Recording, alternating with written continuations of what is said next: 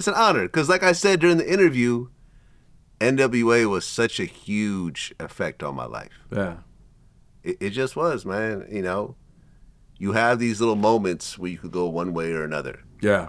And you could say if I had never heard NWA, I may not have reconnected with hip hop. Yeah. And my life would be drastically different right now. Oh, yeah. Drastically different. And I'll be honest, I love my life. I mean, you think about it. Hip hop is in all genres of music. It is.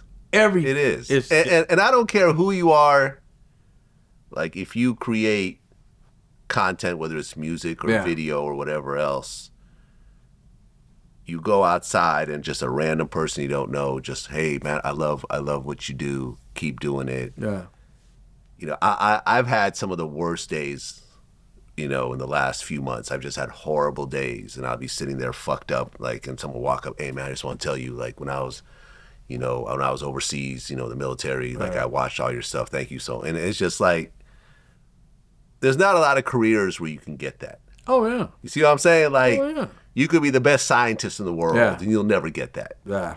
But to do hip hop and the way it affects people in a certain type of way, when you walk around, when people just give you that genuine love.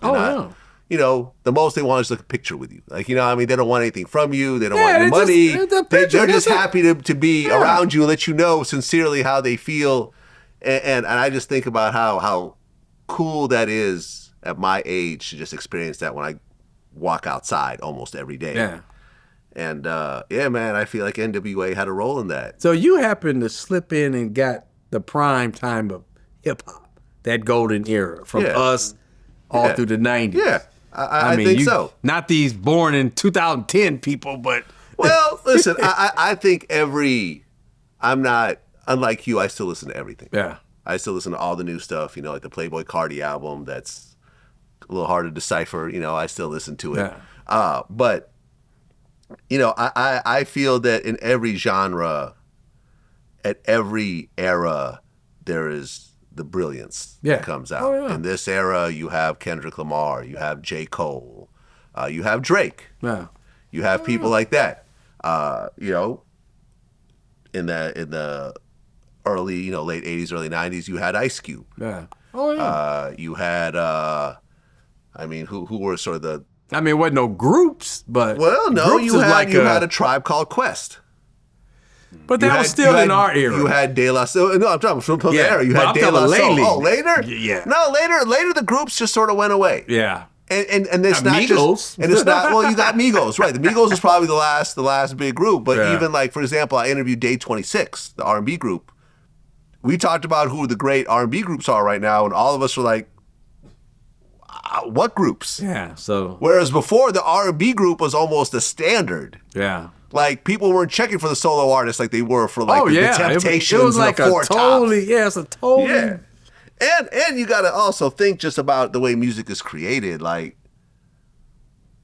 you were sort of on the cusp of the era where people went from, okay, I got to go find a guy to play the drums. I got to find a bass player, a keyboard player, a guitar player. Yeah. Hopefully one of those guys is also a vocalist, so we don't also have to find that guy. Yeah. But if I don't have a drum player, I can't create anything right now. Yeah. Whereas you guys were sort of on the, you know, with the drum machines. Oh, yeah. And the MIDI, and the SIP-T, and, you know, all that type of stuff.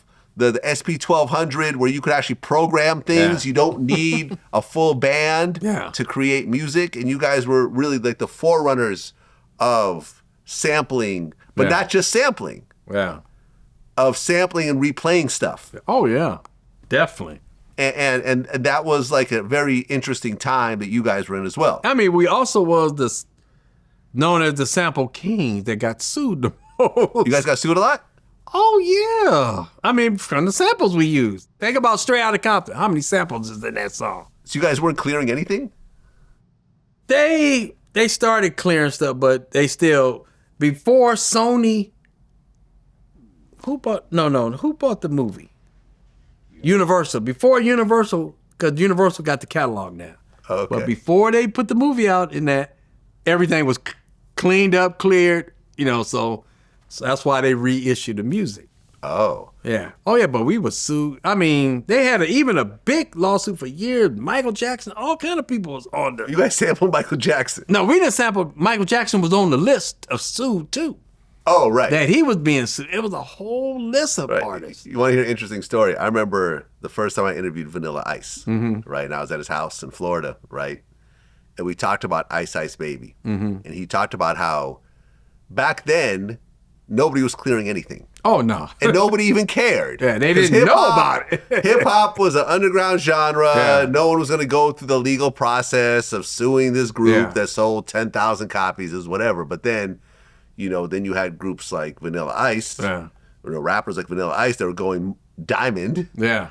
And then that's when people started really paying attention. So Ice Ice Baby comes out.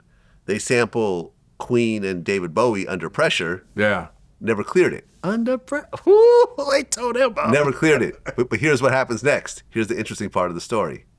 So they go and sue Vanilla Ice. But by this time, Vanilla Ice is rich. Yeah. So partway through the lawsuit, he says, I'll just buy the song. So he bought really? the original Queen, and David Bowie, Under Pressure, and then went and bought his own song, so he owned that 100%. So now, whenever anyone samples Ice Ice Baby or Under Pressure, so when they made the Queen movie? Yeah. He gets paid off of that. Oh, yeah. Almost reminds me of like when Dr. Dre, before he put out Nothing But a G Thing, he went and bought that record. That record? Oh, I didn't know that. Yeah, like, what was it, Haywood something? Lenny Haywood. Yeah. Oh, I didn't know he bought it. He went and bought the record. I wonder why he used sound like the whole thing. Yeah. He didn't even really add a whole lot to it. Like maybe a snare in the back or something. Like hi-hat. Well, he had a kick, but... Yeah, there we go. We're done. Yeah, I'm like, that's all. No, I had heard...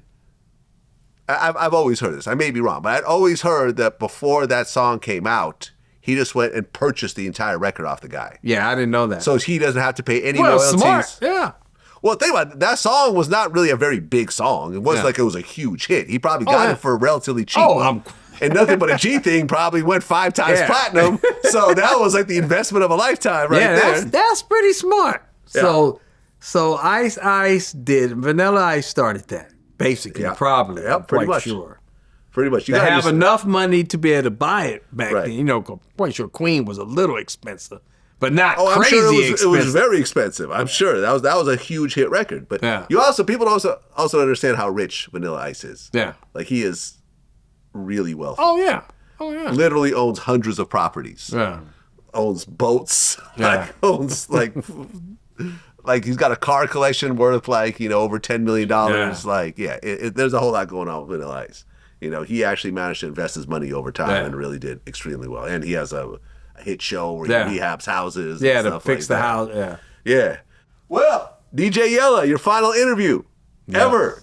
Yeah. Ever. We'll see if this is true. I mean, only one, if it would be for the documentary, trying to promote the documentary or something. Yeah, you probably do something. Other than that, no music. Okay. That's it. Hip hop. No. Well, listen, man, thank you. If this is your last interview. No, I want to thank you. Thank you for your contribution, man. It's my 3rd time. I don't know. 3rd time. Somebody been on there 3 times. I've had some regular guests on here. Okay, but I'm not a regular. So. You're not a regular. You're an every so often guest. But man, listen, you and Doc are really the only NWA members that I really have relationships with and have interviewed over the years. I've never gotten to do Ice Cube. I never met Easy. Yeah. Ren doesn't do interviews. Yeah. So really, I am really whenever I do these, I'm always extremely excited about it. Just because of the significance that it holds in my life. And, people like to say, well, if it was meant to be, it would have happened regardless. But I disagree with that. I feel like you make decisions every day, and those decisions have, consequences that could last decades or even the rest of your life. Oh yeah, definitely. I've told the story a few times. I remember being at Burning Man. I don't know if you know what that is. That big festival that happens in Nevada, where it's just out in the desert. It's this huge thing. All these people come out, and at the end, everyone kind of gets high. Oh. And I remember getting high. I took acid for the first time, and only time in my life. I was tore up, and I got into a drumming circle. with someone else. And then as all the people start, and I'm high, all the people start coming. I realize the more I put into drumming, the more people start dancing. And I'm like, I'm going to become a DJ. And then that set me off on a whole different direction of my life. Like that one moment of a drumming circle set me off into a whole different direction. And it's like you have to pay attention, to these things and listen to yourself. And like I said, NWA is just so important. And the catalog is so important in the soundtrack of my life, man. And, you had a very major contribution in that. And just thank you so much. I mean, I just...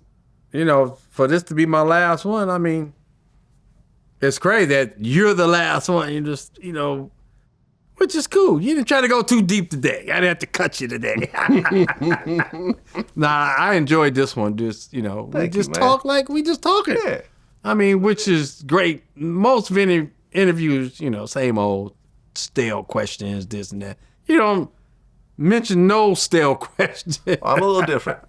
I'm a little different. I have my reputation for a reason. That's what it is, DJ Yella. Till next time. Okay.